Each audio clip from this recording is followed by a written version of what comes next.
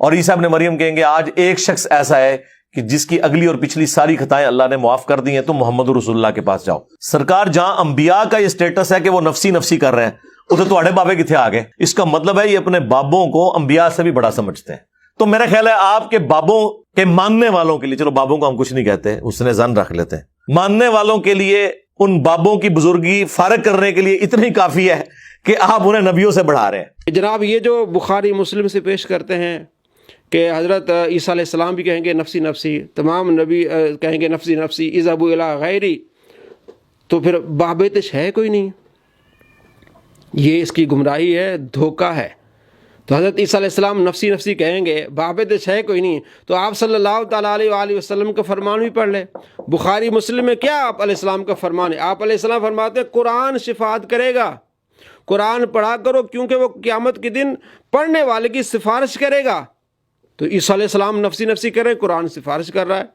اور مسلم شریف میں حدیث ہے، آپ صلی اللہ تعالیٰ علیہ وآلہ وسلم فرماتے ہیں قیامت کے دن قرآن اور قرآن والے ایسے لوگوں کو لایا جائے گا جو اس پر عمل کرتے تھے، پھر سورہ بقرہ اور سورہ آل عمران ان کے آگے آئیں ہوں گی اور وہ جھگڑا کریں گی، پڑھنے والے کو وہ رہائی دلائیں گی۔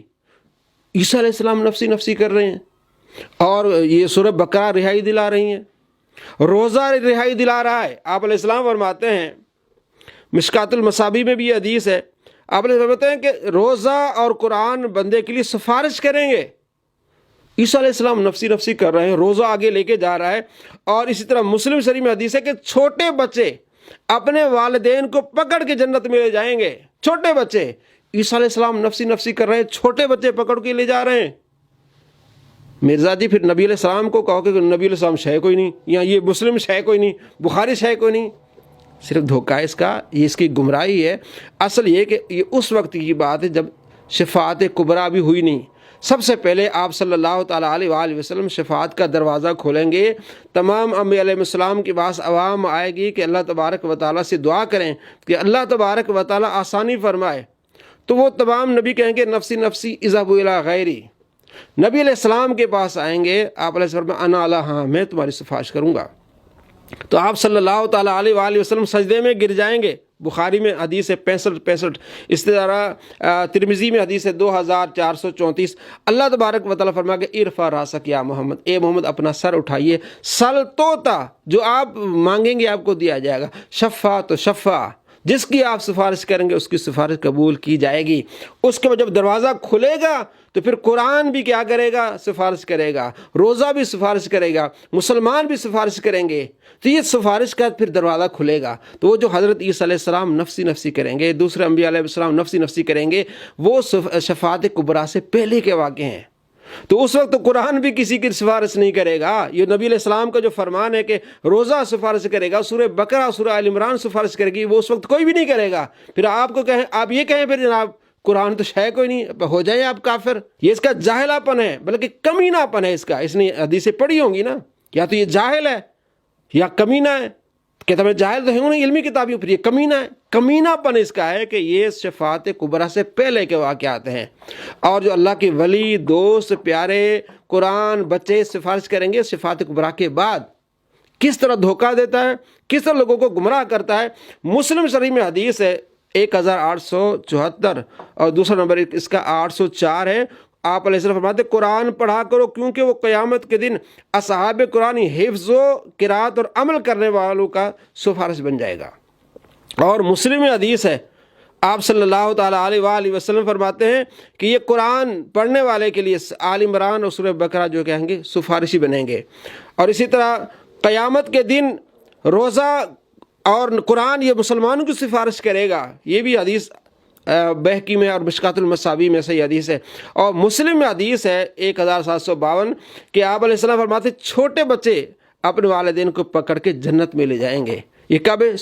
شفاعت کبریٰ کے بعد۔ اور بخاری میں حدیث ہے کہ میری امت کے 70,000 یا راوی کو شک ہے کہ 7 لاکھ افراد بغیر حساب و عذاب کے جنت میں داخل ہوں گے۔ تو عیسیٰ علیہ السلام تو نفسی نفسی کر رہے ہوں گے، تو یہ 7 لاکھ بندے جنت میں کیسے جا رہے ہیں؟ یہ شفاعت کبریٰ کے بعد کی بات ہے۔ یہ لوگوں کو کس طرح گھماتا ہے، گمراہ کرتا ہے۔ یہ بخاری میں حدیث ہے 6543 کہ 7 لاکھ بندے بغیر حساب کتاب کے جنت میں جائیں گے، ایسے ہاتھ جڑے ہوئے ہوں گے. یہ بخاری مسلم میں روایت ہے. اور نبی علیہ السلام فرماتے ہیں میرے امتی شفاعت کریں گے، میرے امتی شفاعت کریں گے، میرے ایک امتی کی شفاعت کے سبب قبیلہ مضر کے سے زیادہ لوگوں کی سفارش ہوگی. قبیلہ مضر سے زیادہ، ایک روایت میں ہے قبیلہ بنو تمیم کے جو قبیلہ اس سے بھی زیادہ مسلمانوں کے ایک بندہ سفارش کرے گا، شفاعت کرے گا. یہ ہے جناب بخاری اور مسلم. یہ البانی ابن ماجہ میں حدیث ہے، البانی اس کو صحیح کہتے ہیں. اور ترمذی شریف میں حدیث ہے، ابو سعید خدری فرماتے ہیں کہ حضور نبی اکرم صلی اللہ تعالیٰ علیہ وآلہ وسلم فرمایا میرا ایک امتی لوگوں کے ایک گروہ کو شفاعت کرے گا، ان میں سے ایک کوئی قبیلے کی کرے گا، کوئی جماعت کی کرے گا. یہ شفاعت کبریٰ کے بعد کی باتیں ہیں. اسی طرح شہید 70 لوگوں کو جو اپنے اس کے رشتہ دار ہوں گے ان کو جنت میں لے جائے گا. 70.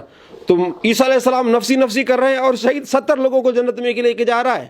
بے شفاعت کبریٰ کے بعد نبی علیہ السلام کو جب شفاعت کی اجازت ملے گی وہ شفاعت کبریٰ ہوگی. اس کے بعد انبیاء علیہ السلام، صلحہ، شہید سب کیا کریں گے؟ فرشتے شفاعت کریں گے. امام حسمی کہتے ہیں حدیث صحیح ہے، فرشتے، نبی، شہداء یہ شفاعت کریں گے. تو اللہ کے ولی، دوست، مسلمان، نمازی ایک دوسرے کی شفاعت کریں گے. کام آئیں گے کب؟ شفاعت کبریٰ کے بعد. یہ دھوکہ دیتا ہے، یہ کس طرح ڈرامے کرتا ہے اور کس طرح اس نے باتیں شروع کی. اللہ تبارک و تعالیٰ آپ کو اس کے شر سے بچائے.